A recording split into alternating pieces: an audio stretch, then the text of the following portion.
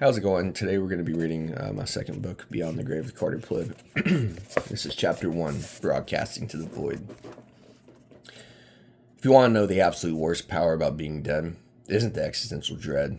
It isn't the sudden crushing realization that you'll never again taste a medium rare ribeye. And it isn't the terrifying quiet of the cosmos. It's the lighting.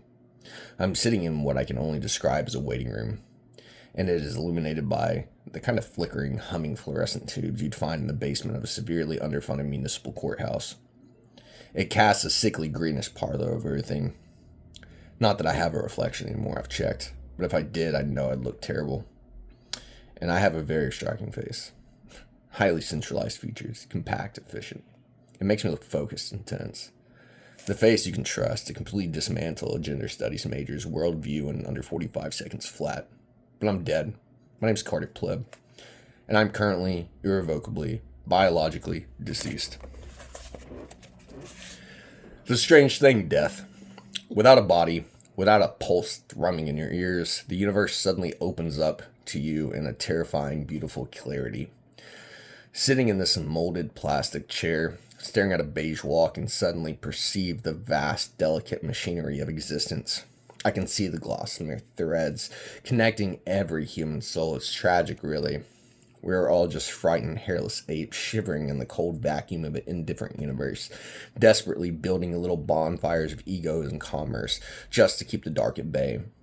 We construct these towering identities, these loud, angry personas, because we are so petrified of being fundamentally unlovable. A blood vessel pops. A steering wheel jerks. A gaggle of Canadian geese decide to cross a golf cart path and pop.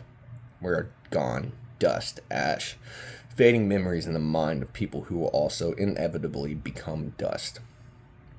We should just hold each other. We should just weep with the profound, staggering miracle that we exist at all. For even a fleeting, miraculous second. But you know what else is a staggering miracle? The fact that they don't have a premier lodge in this place. I mean, look around. Look at this room. It's a literal welfare state. Pure, unadulterated equality of outcome. I'm sitting in the exact same orange plastic chair as a guy who looks like he died of scurvy in the 16th century, and a woman who appears to have been trampled by a woolly mammoth. There is no VIP section. There is no expedited boarding. It is a completely flat hierarchy, which is exactly the kind of radical Marxist nonsense that is destroying the Western civilization. Even in death, the radical left won't leave me alone. They couldn't cancel me in life, so they outsourced the job to the cosmos. I reach down towards my right thigh. It's a muscle memory. An involuntary twitch. I'm reaching for my phone. I need to tweet this. I need to go live. If I can frame the camera right, shooting slightly upward to maximize my jawline, I could do a solid 20-minute rant on socialist infrastructure of the afterlife. The woke mind virus has infected heaven, I'd title it. The thumbnail would be me looking exasperated, pointing at a red arrow that points to absolutely nothing. It would do numbers, huge numbers. My sponsor, Alpha Bison Tactical Brain Powder, would throw a fit, but the engagement would be astronomical. My pocket is empty. I don't even have a pocket. I'm wearing what appears to be a faintly glowing off-white hospital gown of the soul. The silence in the room is deafening, broken only by the intermittent bzzz, bzzz of the fluorescent lights. The lack of an audience is a physical pain, like a phantom limb. For the past 5 years of my life, I didn't have a single thought that wasn't immediately monetized, packaged, and fed to the foaming sea of avatars. I was a gladiator in the arena of ideas. I spoke truth to power, and I yelled at college freshmen while my producer Lenny held a boom mic. But it's the same thing. I stand up, or at least I perform the spiritual equivalent of standing up. I drift over to the only other fixture in the room besides the chairs, a tall frosted glass window with a small semicircular hole cut into the bottom. Behind the glass is a silhouette. "Excuse me," I say. My voice sounds different. It doesn't echo. It just drops flat into the gray carpet and dies. The silhouette doesn't move. "Hey, hello. I know you're back there. I need to speak to the manager of whatever facility this is. Regional director, someone with a lanyard." The silhouette sighs. It sounds that carries the collective exhaustion of 1,000,000,000,000 lifetimes. A small panel slides open, revealing the face as neither male nor female, old nor young. It looks tremendously, profoundly bored. "Name," the attendant says. "Carter Plib, Plib. You might want to run that up the flagpole. I'm a verified public figure. 3.2 million subscribers. I was in the middle of a massive national tour. I can't just be sitting in a holding pen. I have a debate scheduled for tomorrow night with a guy who claims public libraries aren't communist indoctrination camps. I need to be there." "You are deceased, Mr. Plib," the attendant says, not looking up from the ledger that seems to stretch into infinity.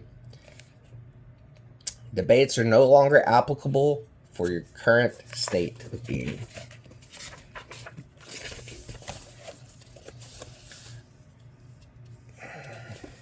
That's a fundamental violation of my First Amendment rights. You can't deplatform me because I had an altercation with a flock of protected waterfowl. That was a localized incident. I am demanding an appeal. "There are no appeals.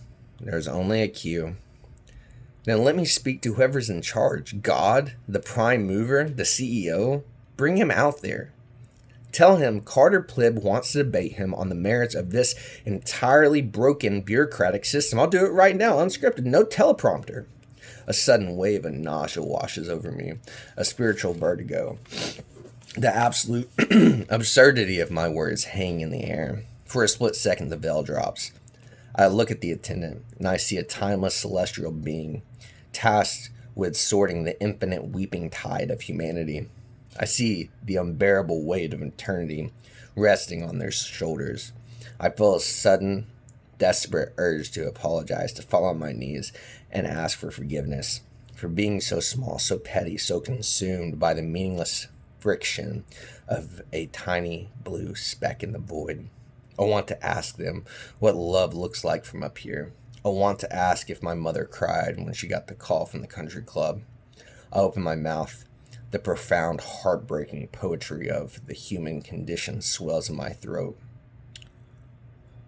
"Furthermore," I say, my voice rising an octave as my index finger jabs aggressively at the glass.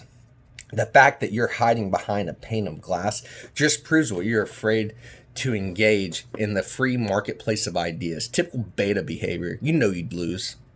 The attendant looks at me. It isn't the look of anger. It isn't even the look of annoyance. It is pure, unadulterated pity. It is the look you give a dog that keeps aggressively barking at its reflection in a sliding glass door. "Take a number, Mr. Plib," the attendant says softly. A red ticket dispenser on the counter clicks. A strip of paper extrudes. I snatch it, ready to crumble it up in an act of theatrical defiance, but my eyes catch the ink. Ticket number 9,482,110,483. I look up above the frosted window. A small, red, digital display blinks to life. Now serving 4. "Wait," I say. The manufactured outrage suddenly faltered. "4? Just 4?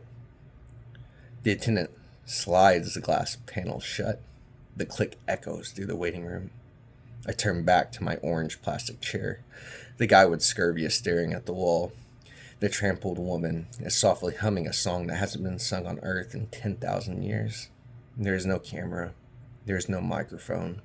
There is no Lenny holding up a cue card telling me to pivot to a sponsor read. There is only the hum of the fluorescent lights, buzzing like an angry hornet trapped in a jar. Bzzzt, bzzzt. Somewhere deep in the darkest, most conditioned recesses of my brain, a cash register rings, the bells chime. Pavlov's dog drools onto the gray carpet of eternity. I sit down, smooth out my ghostly hospital gown, and begin drafting my opening monologue.